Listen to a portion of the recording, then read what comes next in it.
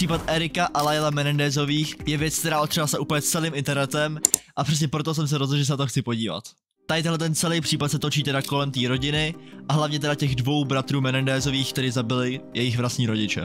Nicméně obě tyhle ty vraždy už měly celkem velkou minulost a proto je důležité se podívat ještě dál. Rodiče Jose a Kitty Menendezovi žili ve státě Kalifornie ve městě Beverly Hills. Jose už vlastně tady v téhle době byl hodně úspěšný a bohatý podnikatel, nicméně jediná věc, pro kterou v té době žil, je založit rodinu. V roce 1968 a v roce 1970 se jim tedy narodili dva bratrové, Lyles a Eric. Celý to jejich dětství se vlastně pohybovalo jako v hodně luxusním prostředí, měli obrovskou vilu, uklízečky a podobně, nicméně by se určitě nedalo říct, že bylo perfektní. A právě naopak, to podle ně bylo úplný peklo. Otec Jose se za svými syny neustále ohledně něčeho hádal, měl na ně vysoké ambice, což je z jedné strany sice dobře, ale na druhou stranu, jakým stylem se zatím stál a to, že několikrát byl a hádal se s nima prostě neustále, je prostě věc, která by se neměla dělat takhle v dětství. Hodně závažná věc, která se k tomuhle přidala už v raném dětství, bylo sexuální obtěžování od jejich vlastního otce. To vlastně začalo tím, že vždycky potom, co dohráli tenisový zápas nebo trénink, tak jim otec měl dávat masáže a jak se jich dotýkat na místech, kde to nebylo úplně vhodný a potom po nich chtěl, aby mu to opláceli. Tohle si se začátku hlavně prožíval ten starší bratr Lyle, nicméně se potom přidal i Eric. Jose teda vlastně takhle vystřídal ty jeho dva syny a začal obtěžovat jenom Erika. Nicméně ty bratři drželi při sobě i vlastně tady v těch těžkých časech a snažili se navzájem pomáhat. Ten jejich vztah nebyl ale taky dokonalý, protože Lyles obtěžoval potom sexuálně i svého mladšího bratra Erika. Tohle se teda pravděpodobně asi stalo tím, že na to byl prostě zvyklý od svého vlastního táty a i přesto, že věděl, že se mu to nelíbí, tak na to byl nějak fixovaný a myslel si, že je to asi nějak normální. Takže jako Eric vlastně zažíval sexuální obtěžování od svého vlastního otce, bratra a vlastně k tomu přidáme to, že mu v životě skoro nikdo nikdy nevěřil a vlastně od malička mu jeho máma i jeho táta říkali, že je v podstatě k ničemu a že na nic nemá talent. Ten Lyle se ale v průběhu času uvědomil, že to, co dělá, je fakt špatně a vlastně se ve výsledku za to tomu jeho bráchovi omluvil a začali právě naopak řešit to, že jejich vlastní otec znásilňoval, o čem ten Lyles ani nevěděl, že právě znásilňovali toho jeho mladšího bráchu.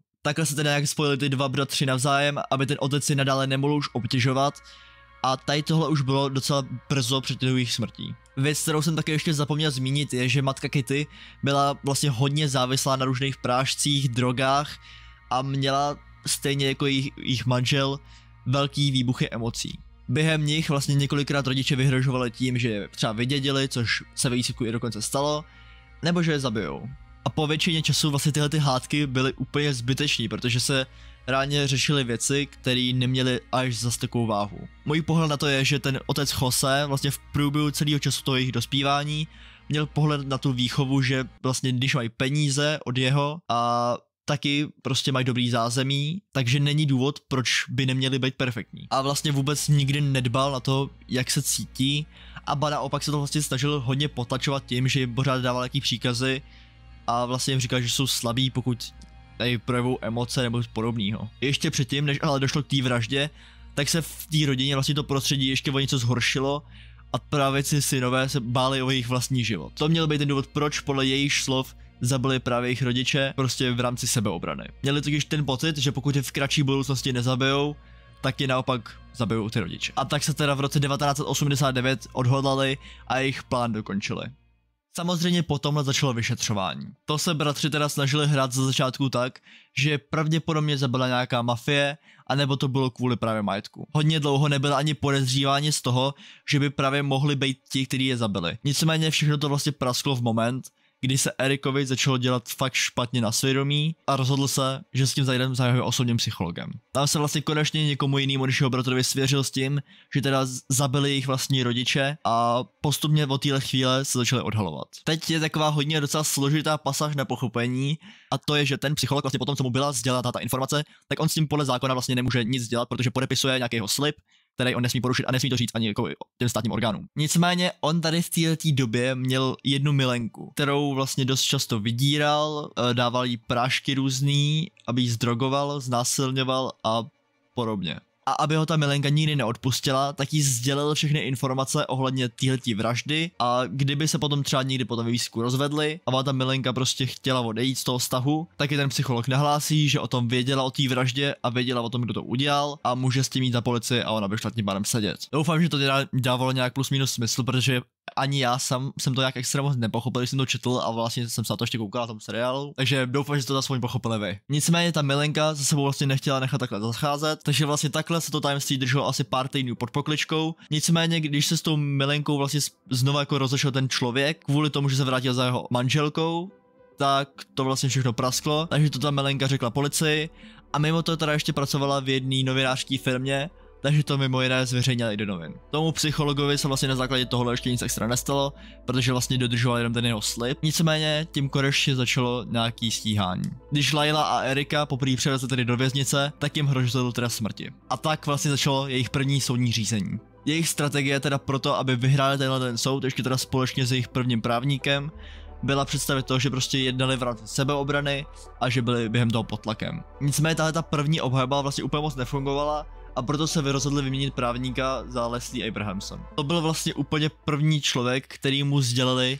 celý ten příběh tak, jak byl, včetně toho, že vlastně měli sexuální obtěžování od jejich vlastního otce, mezi sebou, jaká byla jejich matka, historie celé té jejich rodiny a úplně tohle všechno. Leslie Abrahamson díky tady těch důkazům vlastně byla úplně nadšená a jako fakt věřila, že ten soud dokážou vyhrát a že dokáže očistit. Tady tuhletu myšlenku vlastně zastála i do teďka a to, že si reálně myslí, že byli prostě nevinní, i myslím, že do dnešního dne. V tuhletu chvíli vlastně ten pohled té Ameriky, ale vlastně i dost velký částí ty poroty, byli, že si reálně zaslouží prostě jít na svobodu a že byli nevinní. Nicméně, jak došlo na poslední den soudního řízení toho prvního, tak to došlo na rozhodně a proto se to muselo řešit znova. Velkou chybu, kterou ale Lyle udělal ještě mezi tímhletím ve věznici, tam se totiž začal dopisovat s jeho přítelkyní o tom, jak se vlastně u toho soudu bude chovat, že tam bude brečet, jaký oblečení tam bude nosit proto, aby mu to víc věřili a pak podobně. A ta přítelkyně ho na základě tohle využila, potom to zveřejnila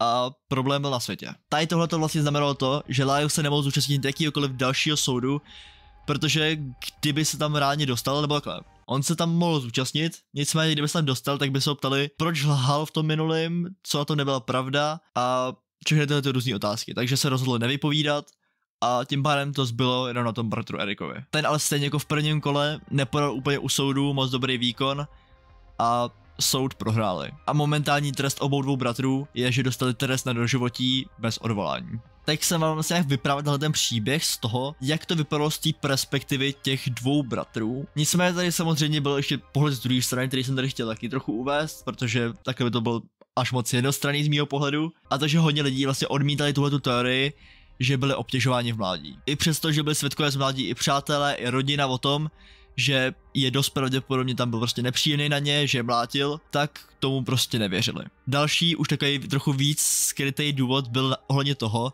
že vlastně ta právnička vyhrála úplně stejným stylem ten soud předtím, který dělala, že to právě taky jakoby v úvozovkách shodila na to, že to bylo sexuální obtěžování. A tohle je vlastně ten důvod, proč podle toho případu byl natočený seriál a proč je tak populární. Protože je to spoustu úhlů pohledu. A já vlastně potom, co jsem zhlídnul ten seriál, plus jsem si o tom ještě zjišťoval nějaký své vlastní informace, bych se sám nedokázal rozhodnout vlastně na jakou stranu. Nikdy na mě oba dva bratři působili úplně bezemočně jako sociopati, někdy zase to vypadalo, že projevou emoce jako absolutně normální lidi. A nevím vůbec, co si o tom mám myslet. A jelikož je to vlastně takhle zajímavý případ, tak mi můžete napsat taky vlastně váš názor pod tohle video. Už jenom z toho důvodu, že to za lidi posílí ten kanál, tak mě za druhý jako zajímá váš názor na tenhle případ, protože já úplně sám nevím vlastně, co jsem o tom myslet a zajímá mě zase názor někoho jiného. Chápem se? Jestli se vám tady tohle video líbilo, tak se vlastně můžete podívat na dost podobný videa, který budou někde tady, myslím. Dál like, odběr a já se s vámi uvidím dál u dalšího videa zase. Tak čau.